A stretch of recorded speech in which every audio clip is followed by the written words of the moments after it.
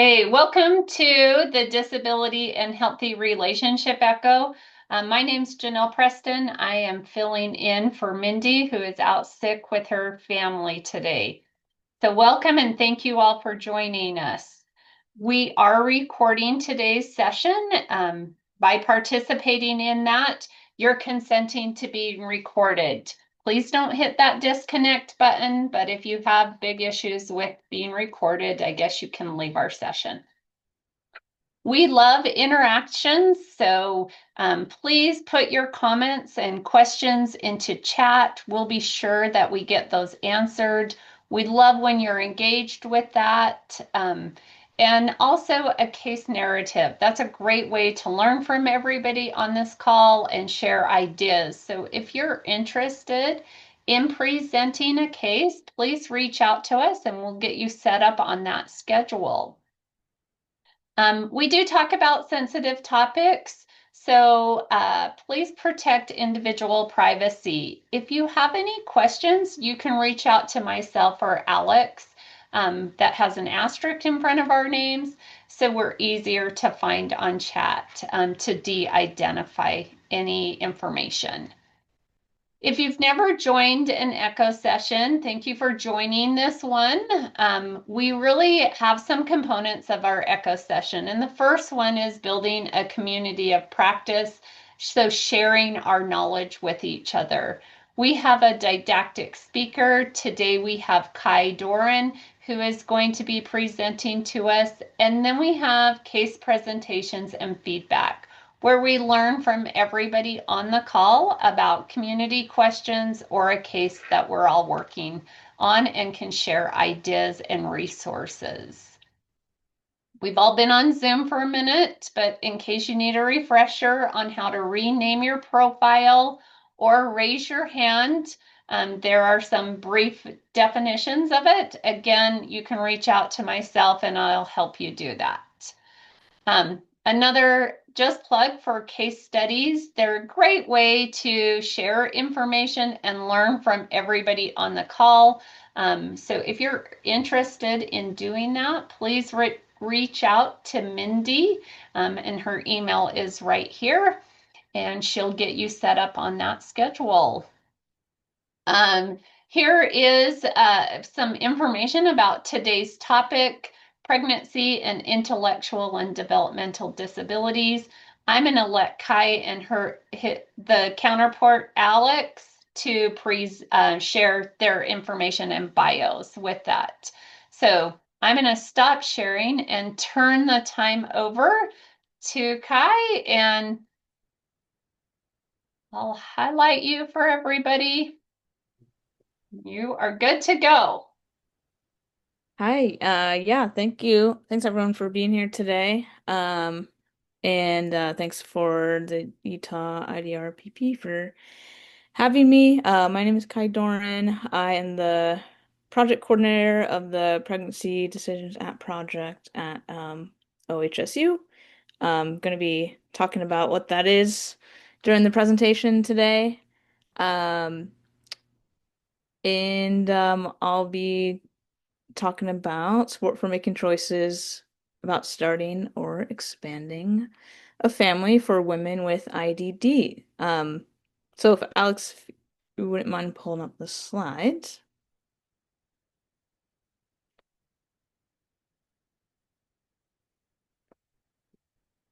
If we could go to our intro slide. As I mentioned, I'm Kai. We're based in Portland, Oregon. And a little bit later, Alex Hare will be joining us. She is our community partner lead. And then Willie Horner Johnson won't be on the call today, but I wanted to introduce her as the principal investigator or lead of our project. She is a researcher and professor at OHSU and has been doing research about disabilities and reproductive health for the past about 20 years.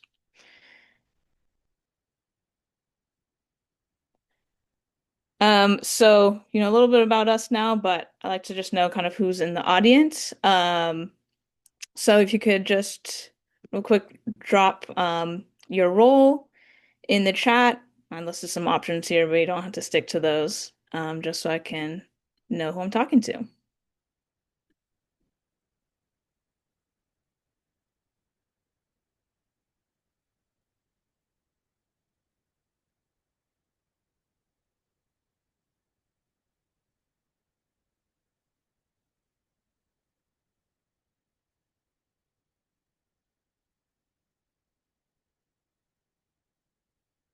Awesome. Yeah, so some folks going through special educator, family service worker, researcher.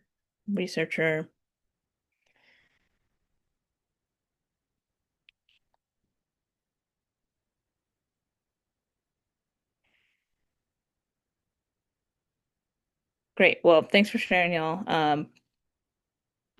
Got a little bit of variety here in the audience. Community health nurse. Fantastic. Um, so I can get going to the agenda of today.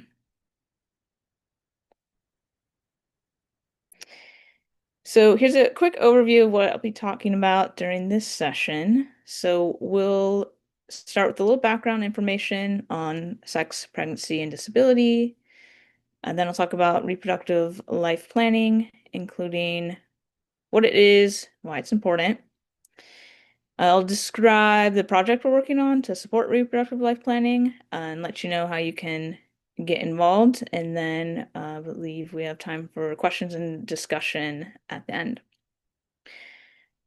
So to start on the background, there are a lot of myths about sex and disability. One of them is that people with intellectual and developmental disabilities, abbreviated IDD here, are not sexual at all.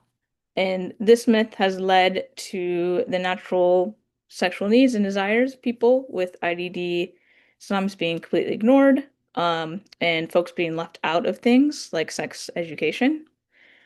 Another myth is kind of the opposite, which is that people with IDD can't control their sexual urges. The response to this myth is sometimes to try to suppress sexual behavior that is viewed as inappropriate. But problem with that is that a lot of times people aren't given opportunities to act on their sexual feelings in healthy ways and learn how to do that just like everyone else.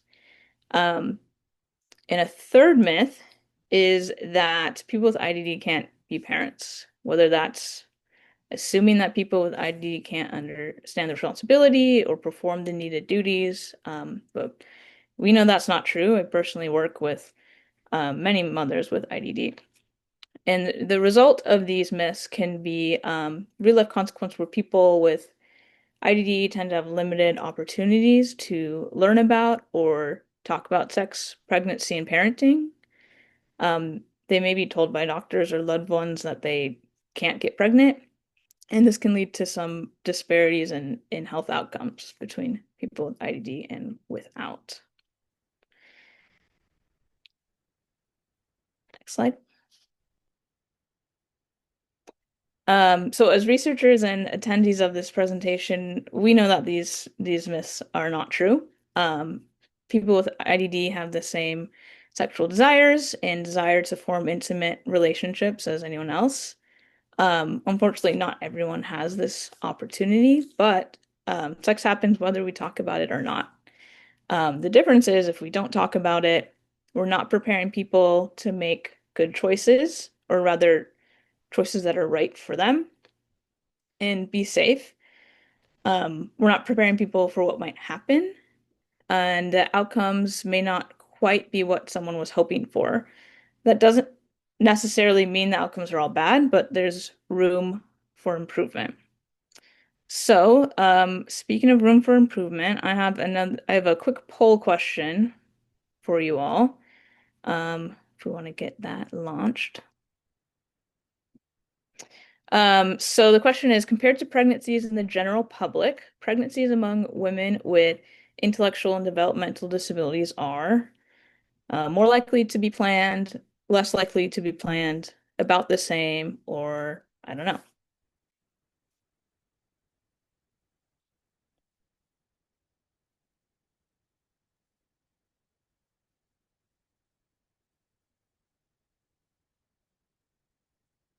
Just give a few more seconds for folks to answer that. Looks like maybe we've got in all the responses that we'll get. And I see in the chat another vote for less likely. So if you want to kind of launch the results of those. Oh, yeah, so folks are mostly thinking less likely, about the same, and I don't know. So if we go two more slides ahead.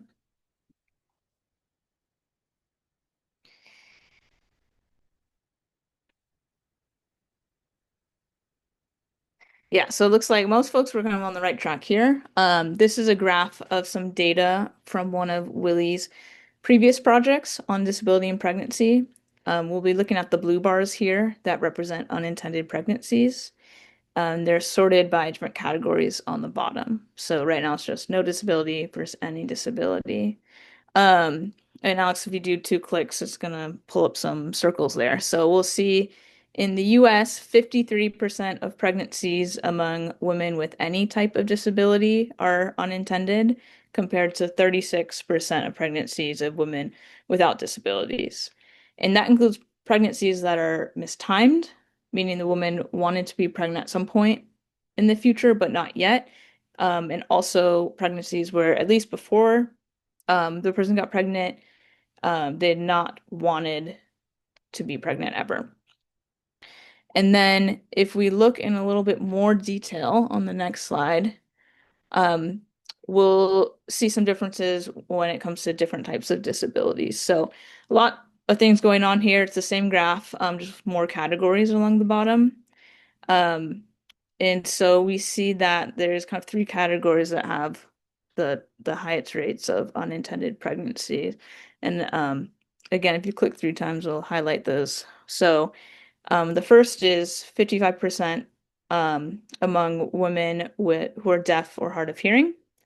Also 55% among women with cognitive disabilities, and then the highest rates of unintended pregnancies among women who have difficulty with independent living activities, and need support with things like running errands or going to the doctor, at 62%. So it's although it's important to note that once these pregnancies happen, they may be welcome. Um, and also it's possible that some people were saying they had not wanted to be pregnant or hadn't wanted a child because they didn't even know that was an option for them. But even if it may end up being a happy surprise, the downside of pregnancies being unintended is that there's less opportunity to prepare for a healthy pregnancy. Another thing they looked at in this study, which I don't have a graph for, but it was rates of pregnancy complications, such as preeclampsia, preterm birth, and low infant birth weight. And they also saw that those were higher among women with IDD because they might not get an opportunity to prepare for these pregnancies. Um, Next slide. And I just want to note that while we're focusing on reproductive life planning today and how that can support reducing these disparities, it is important to note that some of these elevated rates of unintended pregnancies and birth complications can be contributed to broader social and economic challenges. We know that even before getting pregnant, people with IDD are less likely than those without disabilities to receive certain types of health care, like dental care, and PAP tests. They're more likely to experience interpersonal violence, much more likely to be living in poverty or close to it, might not have stable living situations, or social support that they need, and more likely to face other health risks, particularly like pregnancy health risks such as obesity and mental distress. So all of these can contribute to health risks during pregnancy. Some of these can be improved if people have access to things like healthy food, safe and welcoming places to exercise, appropriate healthcare. Um, Although some of these social and economic challenges are not easy to address, which is why it's important to address the things that we can, such as having other sources of support for reproductive life planning. So, what is reproductive life planning? Um, it is a process that encourages people to think about their personal goals, about having or not having children, and identifying ways to support these goals. So, some examples of the kinds of things that people might think about. If you click, it'll bring those up. Do I want to be a parent someday? When do I want to start a family? If I already have children, do I want more children? And what do I do if I don't ever want to have children or don't want them right now? And so ways to support these goals include creating a plan of how to take care of a baby, making sure you'll have everything you need, or maybe looking into what kind of birth control might be right for that particular person. Um, Next slide, please. And a few more notes about, yeah, barriers to RLP. So people with IDD can face barriers to accessing this information. As we mentioned before, they might be excluded from sex ed because of harmful misconceptions. Caregivers or family members may not be comfortable discussing these topics. Um, People can also sometimes have limited control over their own contraceptive and reproductive choices. They may be heavily influenced or pressured into making decisions. We unfortunately heard from a woman in one of our interviews who was not allowed to leave the house until she got some sort of birth control implant. And finally, we also heard from people about presumed heterosexuality and therefore not getting the RLP materials that were really relevant for them. And additionally, on the next slide, people also might not have, they might have access to materials, but not materials that are easy to understand for them. So they might not be adapted into plain language or Braille or low vision materials, sign language or AAC. Many people rely on self-teaching by going to Google or looking for books that might not be written for people with IDD. So our team really wants to help people have a chance to think about their goals ahead of time before pregnancy happens. So we are working on projects to try to help with that. Called the Pregnancy Decisions App Project. It's the purpose of our project is to create a phone app to help people with IDD make choices for themselves about getting pregnant or not getting pregnant. It's a 5-year project funded by the National Institutes of Health, and it's focused on people who could possibly get pregnant and who may need help in thinking about their choices. So that includes people who have never been pregnant, as well as people who have been pregnant before and could get pregnant again. Some of the questions that will help with are, do I want to be pregnant ever or ever again? Do I want to be pregnant soon? And what if I don't want to get pregnant? And the app will provide accessible plain language information and resources to help with their reproductive life planning goals, which includes info on preparing for a healthy pregnancy and parenting, if that's the goal, and also info about birth control options.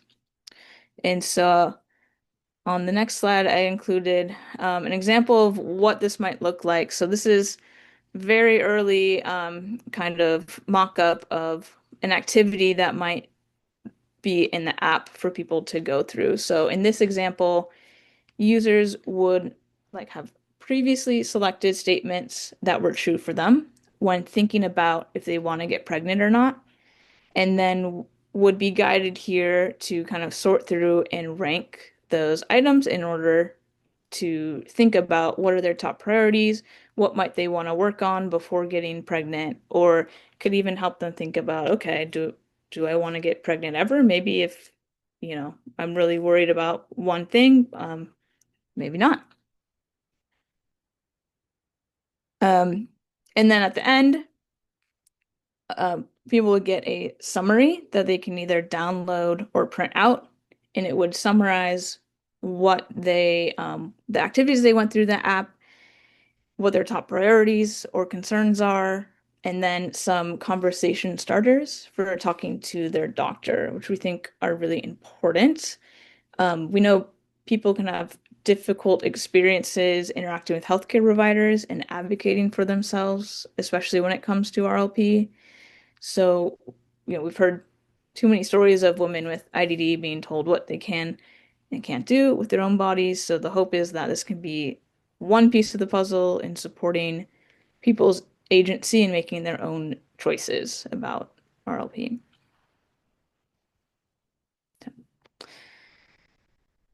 Um, so that was kind of the overview of the goals of the project. I want to talk a little bit about the steps and how we're doing it.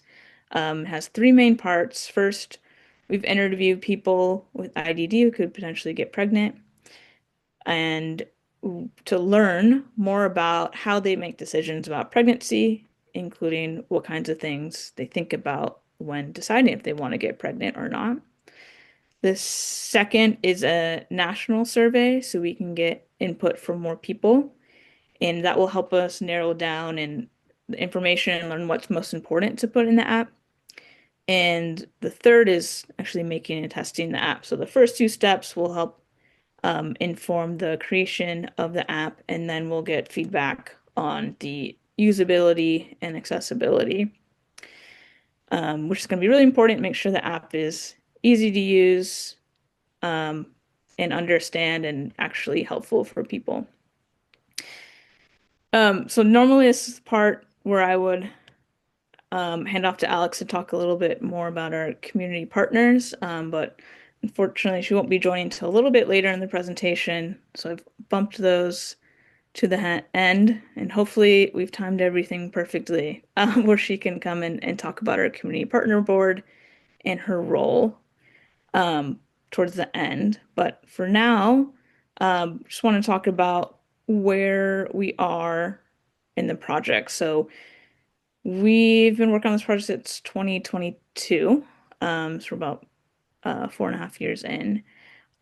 We've completed our interviews and we're in the process of writing a paper on those. We'll actually be presenting those results at the PAC-RIM International Conference on Disabilities at the end of May, if anybody else is going to be there.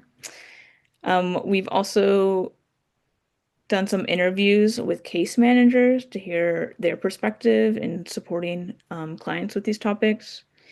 We are currently still running our survey. We have about 215 complete and hoping to reach 300. And we've also started working on the draft app, as you saw the screenshot a little bit earlier.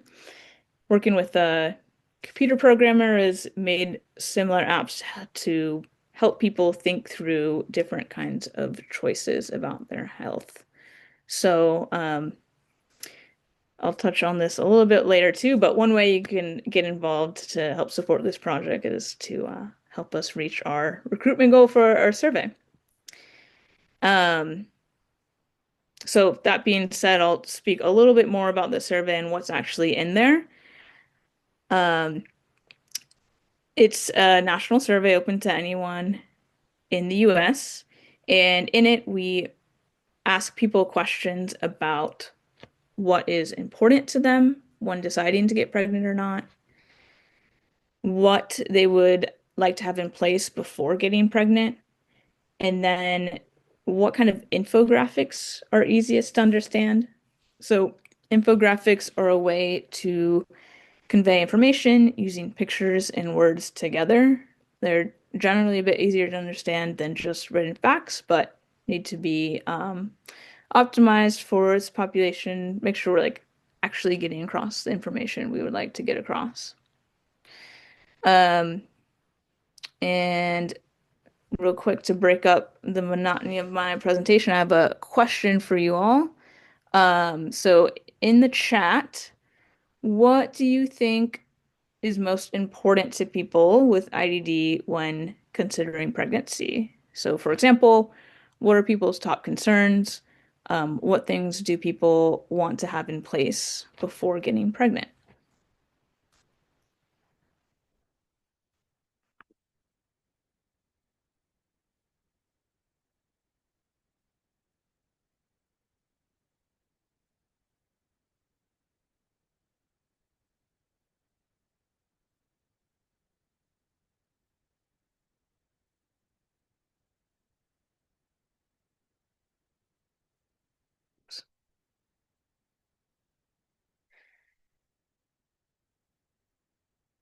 Yeah, seeing some things going through and don't be don't be scared to throw anything out. So, family support, um, ability of the person to care for a child. Uh, Another, I would guess that income and health insurance are a big concern. Yep. Committed relationship. Awesome. Any other thoughts?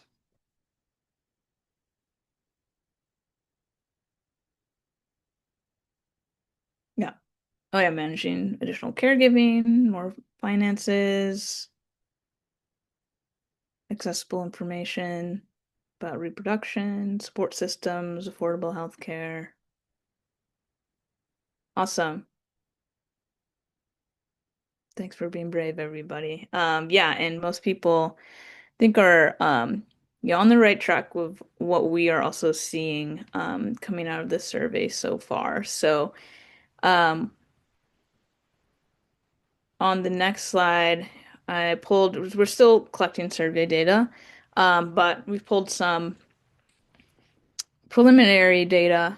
Just wanted to share what we're seeing so far. So yeah, as many mentioned, it's kind of few categories rising to the top. So number one is health and healthcare. You get things like having access to the right kinds of doctors and health insurance. And kind of most importantly, thinking about how pregnancy will affect their physical and mental health, and if and how that intersects with their disability. Um, so yeah, how pregnancy will affect my health is definitely a top concern for folks and something people want more information on. Number two, money and housing. So this is really a consideration for all when having a baby. So things like how will I get the things my baby needs? Is my house set up for a baby? However, a unique consideration that we're hearing is do I live in a group home? And what does that mean if I want to have a baby? Typically, group home won't allow a resident to live there with their baby. Things may be different, different states. So they might have to find alternate housing, which could be a huge barrier. Number three, relationships. So am I with the right partner? Do I even want a partner?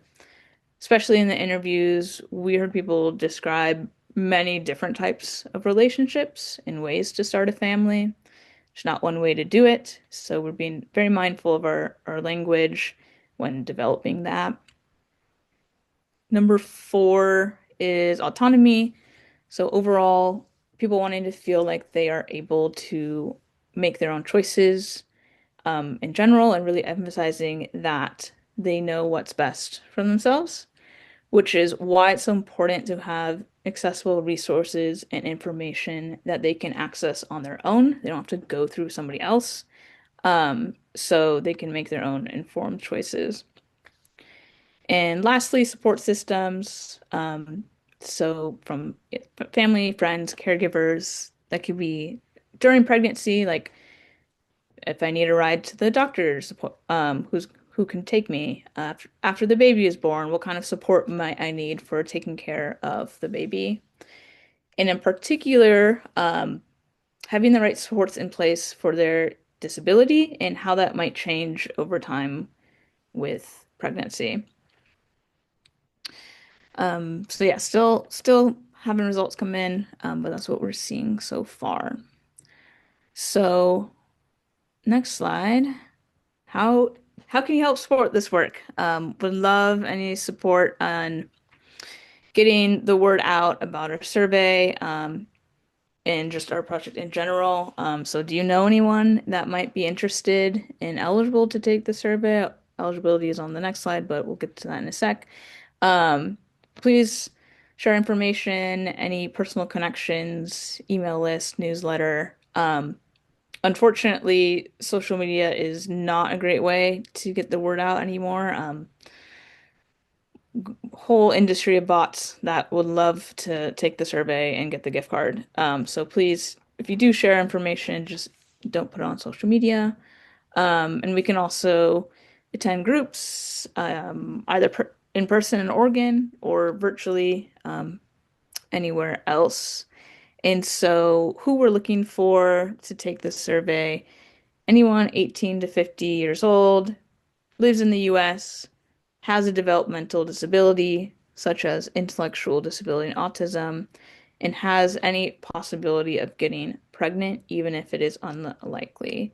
We probably get the most questions about the last point, the last bullet point. Um, so what we're getting at is that they were assigned female at birth, haven't had any surgeries that would permanently prevent them from getting pregnant, like having their tubes tied. But what that does not mean is, um, so got tongue tied a little bit there. So anyone, regardless of if they've had already had kids, if they never want kids, if they're unsure if they want kids ever, they are all eligible to take the survey. We want to hear from all perspectives. And then finally, just wanted to show briefly a short version of our flyer. There's the full page version attached in the meeting materials for this session that you're free to share with folks that you might think are interested. Again, please not on social media. Um, the QR code goes to our sign up form, not the actual survey.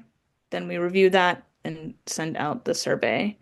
And we know that an online survey is not accessible for everyone, so we do our best to meet everyone where they're at. We have a dedicated research assistant to assist people either over the phone or on Zoom, and try to meet them where they're at, or potentially in person if they're in Oregon. And I see Alix has joined. Hello, Alix. Hello. Perfect timing. So I will kind of go back and loop back to a little bit about how we're doing this on the next slide. So we've talked a lot about what we're doing, but it's really important to highlight how we're doing it. We're using community-based participatory research, often called CVPR for short, and that means we co-create and co-produce all parts of the project with members of the community that are considered co-researchers on our project. And we really cannot do this work without input from women with IDD. It makes our project so much stronger. We're able to work out a lot of the big issues before anything ever goes out to the public. Um, and next slide, we have so we work with our community partner board. We have a team of 7 women with intellectual and developmental disabilities from all over the US because we meet on Zoom every month. Um, some women have had kids, some have not. We wanted to represent a variety of experiences, and we every month will work kind of iteratively through materials to reach a point where everyone is basically work towards consensus on all the materials and decisions. And on the next slide, we just want to highlight our community partner board members. Some have shared pictures of themselves or things that are they wanted to represent themselves by, and a few are not pictured here. Um, so this model is based on one of our partners, the Academic Autism Spectrum Partnership in Research and Education.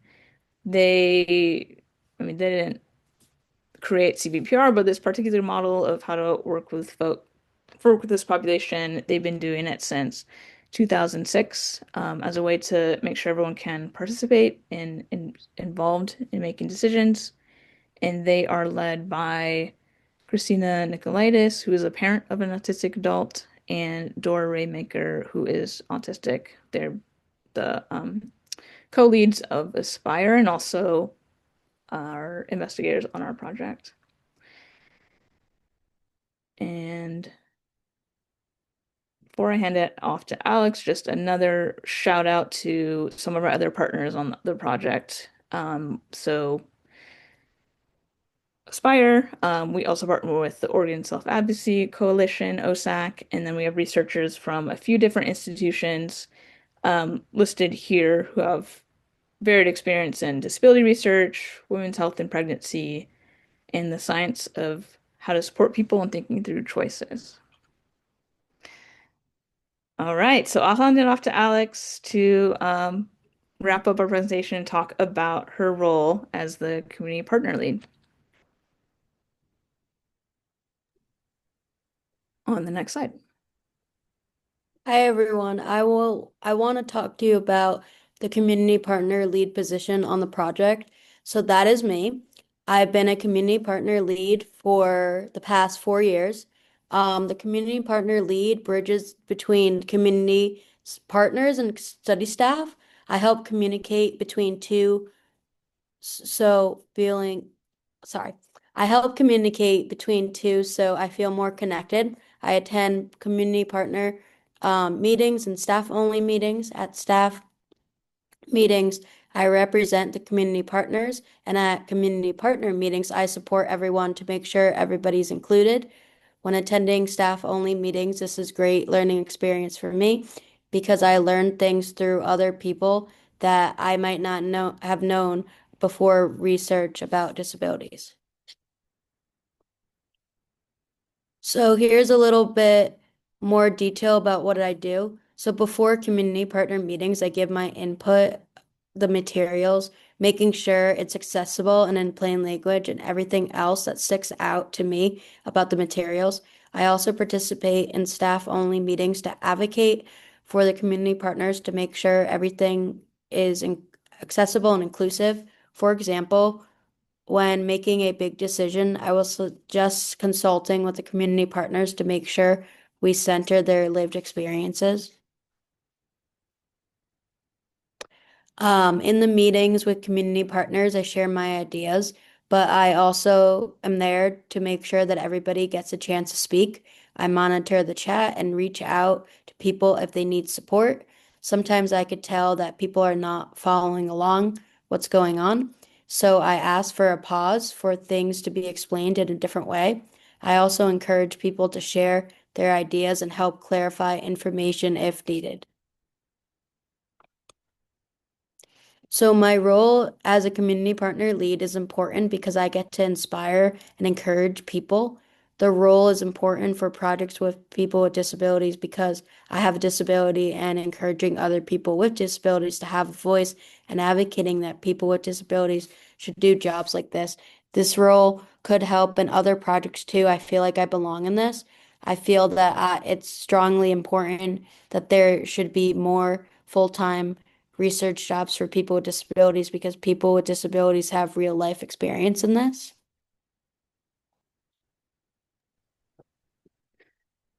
Awesome. We can probably go to the last thank you slide because I think we have a whole discussion section.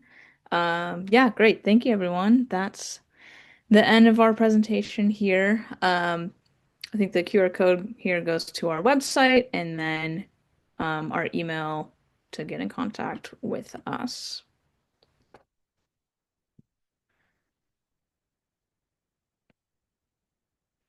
So this might be a question for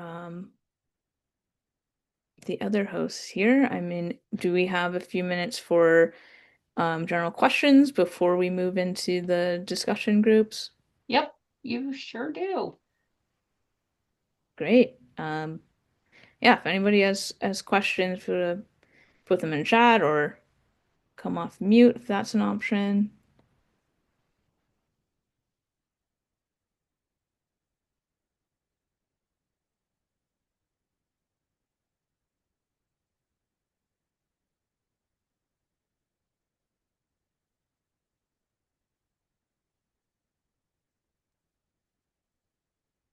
Are there any questions that people have that they want to ask Kaya and Alex?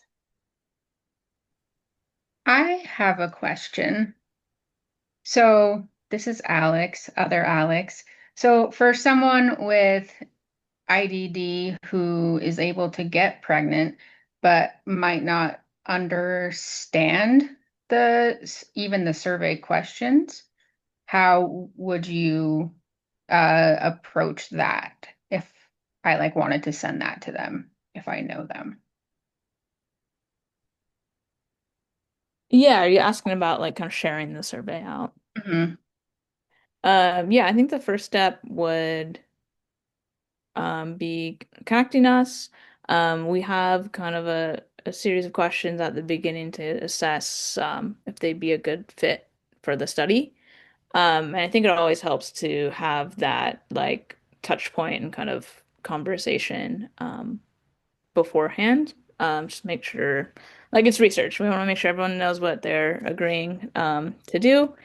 Um, and as I mentioned, yeah, we have Amy Murphy. She's not on the call today, but she is great with working with people before they take the survey, and if they're interested in signing up for it.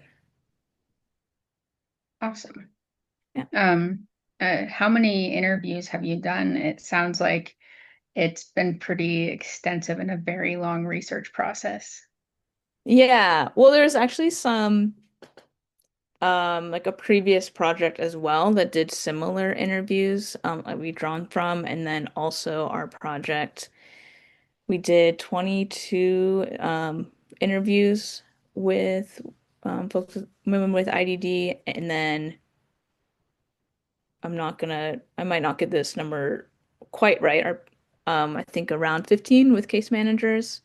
um so yeah, heard a lot of people's stories. I love they're they can be tough, but it is really important to really hear people's lived experiences and their stories. Can I add one thing?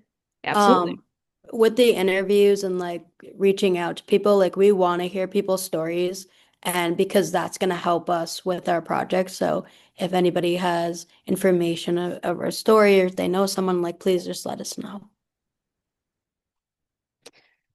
Yeah, and that reminds me. So I'm gonna drop a link in the chat. So some of the previous project interviews resulted in a series of videos at this website, um, where folks that wanted to share publicly kind of their stories would kind of put those together in a series of videos. So if anybody's interested. Thank you. Uh, that was a really great presentation. So I think I will pass it off back to Janelle now. Hey, well, so we are going to go into breakout groups. The hub team has come up with some questions on that. Alex and Matt, I've sent you a chat with the questions. So I'm just going to go ahead and open up breakout room and we'll go in and discuss. And Kai, do you want to join one? Sure, why not? Okay, if you want to join room 2, since you're the host, You just have to I see. go in there. All right. Sounds good. See ya.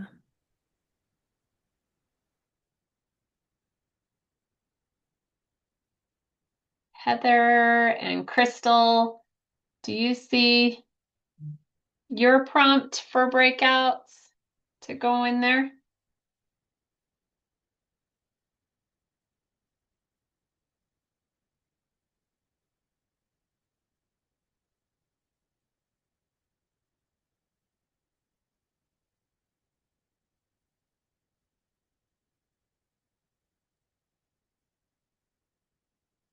Heather, do you see yours?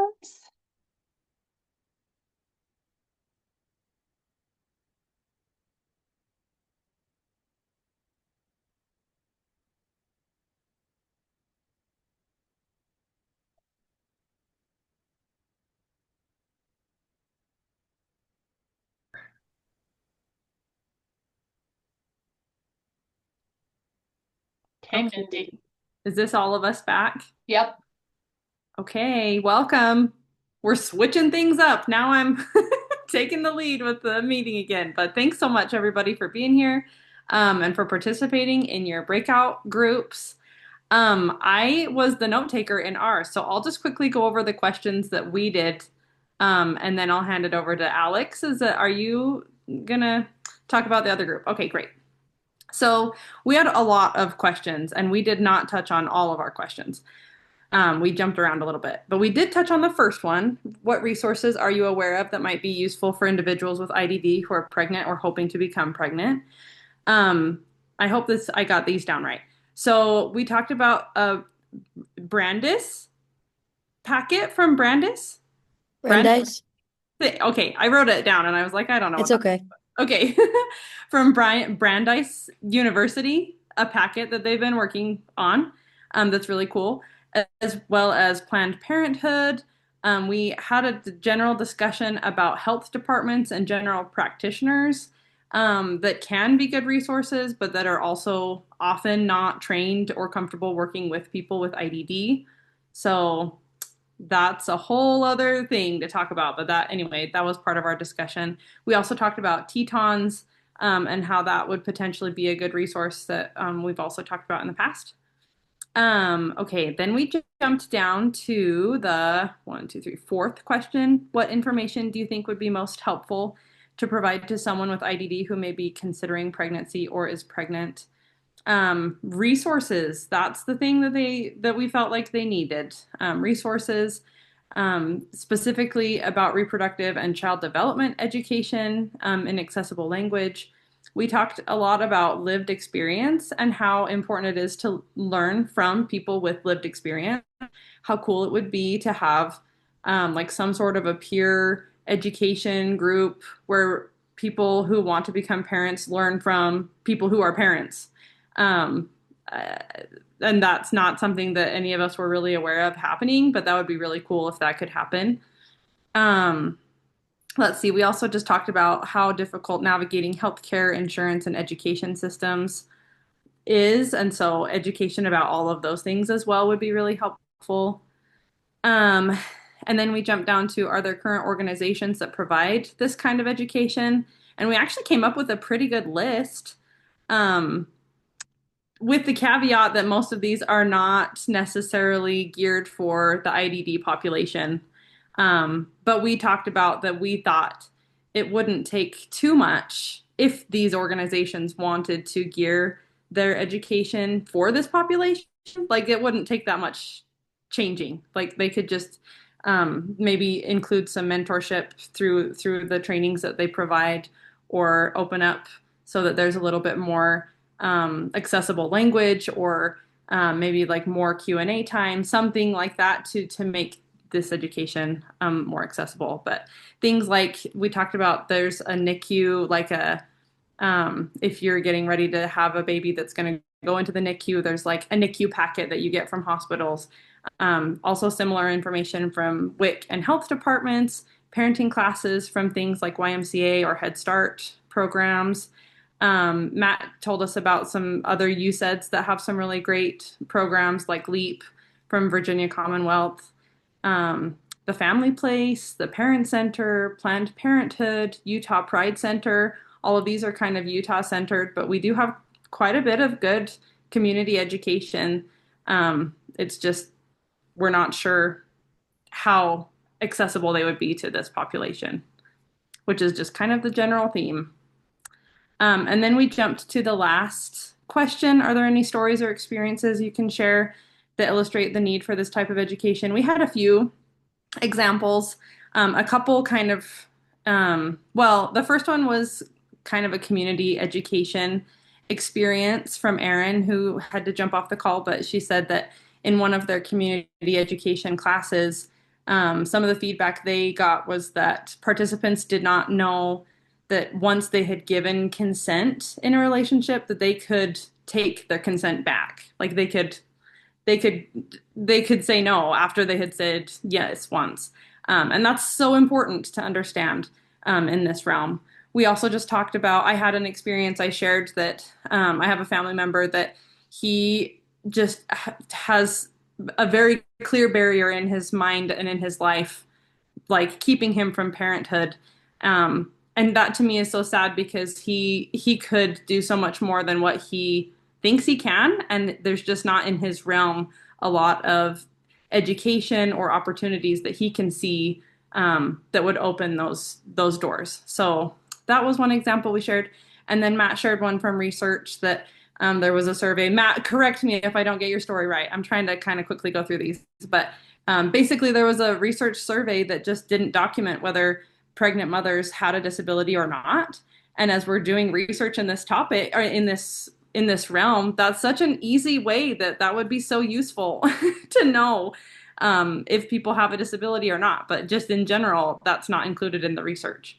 So that's kind of a big And thing. I'll clarify that a bit. It wasn't a survey. We were actually trying to work with medical records. Oh So yeah, that's right. electronic medical records, and Like, medical records do not indicate, an OBGYN does not indicate if a patient has an IDD. They indicate if the patient's pregnant. And so being able to actually identify these people in the medical system is incredibly challenging. yeah, thank you.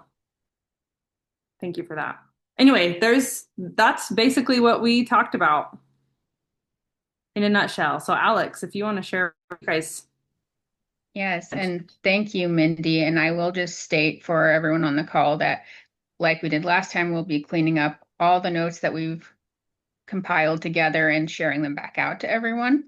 So in our group, for the first question for resources, I put some of the links in the chat, and then obviously all of the things that they're working on at OHSU that Kai was talking about in their presentation. And then we talked to Crystal and Jeannie, who are out in Nevada at a community health center. And we had a really great discussion, and it was mostly around a lot of the barriers that are experienced and some of the challenges that they have. And so I actually am going to let Crystal and maybe Jeannie share a little bit about what we talked about in regards to some of the more systemic barriers that we run into in getting this information out. Because a lot of the questions like what information do people with IDD need? But we really talked about how it's training that professionals need. So Crystal, if there's anything you want to add and talk about that, please feel free to jump in. So the biggest thing we were talking about was we really liked how Utah has been doing programs for families with individuals, IDD, to give them more education on different topics that they would need. We don't really have anything like that out here in Nevada. We have so many barriers here in the rurals. We don't even have taxis or buses out here. But some of the things systemically we were noticing is that providers in general, like family practice providers, emergency rooms, ERs, no one really asks these clients with IDD that, hey, are you safe at home? Is anyone, do you have any questions? Like, what is your sexual health needs? Like, for some reason, they kind of just get brushed off as this person that has this thing that needs to be taken care of, and that's it. No one actually takes care or addresses the entire whole person. Do you have any questions? Maybe they're asexual. Maybe, they have questions about being gay. Maybe they have questions about how to have sex with their physical disability. or they get their needs minimized because, well, you don't really know what you're talking about. You're just blowing this out of proportion. You just don't understand. Give them an opportunity to understand. So the providers that I've seen in general, nobody's ever asked me, and I've never had to deal with anything outside of like ADHD, but no one's ever asked me my sexual health needs or my preferences. No one's ever asked me, do I need prep? Maybe I qualify. They never asked. Do you want to talk about family planning outside of birth control pills and an IUD? There's female condoms. There's all sorts of things that we have available to us nowadays. But some of these providers haven't actually gone back to school or taken any CEUs on up-to-date methods of birth control and some of the most common myths that might be available for current forms of birth control now that have been debunked. So I've worked in ERs, I've worked in med surges. So opportunities are missed on discharge, opportunities are missed on intake about, are you being abused? Are you safe at home? Do you have any questions? Do you need help? Because sometimes the people taking care of our clients with IDD are the ones who are hurting them or keeping them so isolated that they're not allowed to feel like a whole person with their needs met. And so to me, I'm not really sure how to address that besides making all of these places that we might catch it more aware of what to ask and what to look for. And maybe instead of when these clients are coming in for their annual checkup for their meds or their referrals that they might need, say, hey, let's talk to that individual one-on-one. Let's talk to them outside of their caregiver, make sure that they're safe, ask them if they have any needs, what their questions are. And unfortunately, most primary providers don't ask any of those questions. Or if they are having sex, they're not even asking if it's pleasurable. I can't tell you how many clients have told me that they didn't even know it could be.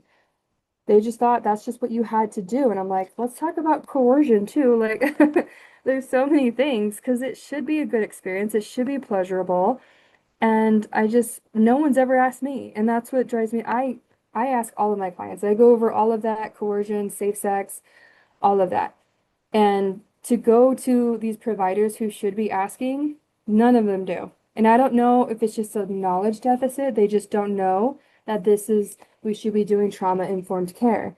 Let's talk about talking to this person in a way that makes them feel safe and heard. What are their needs? These are things that are just not being addressed. And I'm not really sure what the fix would be to that, but I do love that these classes are available. Like I was saying earlier, I feel like it's like a ripple effect. If we start it, maybe we'll start seeing it more and more throughout the states because I love that there's these educational classes in Utah. I'm hoping we start seeing something like that here in Nevada because it's definitely needed. Thank you so much, Crystal and Jeannie, for sharing that information. And like I said, that's kind of the reason that we started this ECHO and are trying to take it national to try to get more primary care providers in because we know how badly they are in need of this information because of how unpleasant it can be to visit them for everybody, but especially people with IDD. So I think I will pass it off to Mindy. Yeah, unfortunately, we are out of time. This has been so, so great. What a great discussion. I'm so grateful for all of you joining us today. Please keep coming back. Share with your friends. If you know of anybody that you work with or that you don't work with, anybody that you think could benefit from continuing to come and learn with us, please invite. We would love to grow our numbers and have even more perspectives come together so that we can learn together. I see everybody's trying to jump off. Okay, that's it. Thank you all. We'll see you Thank next you. month. Thanks, y'all.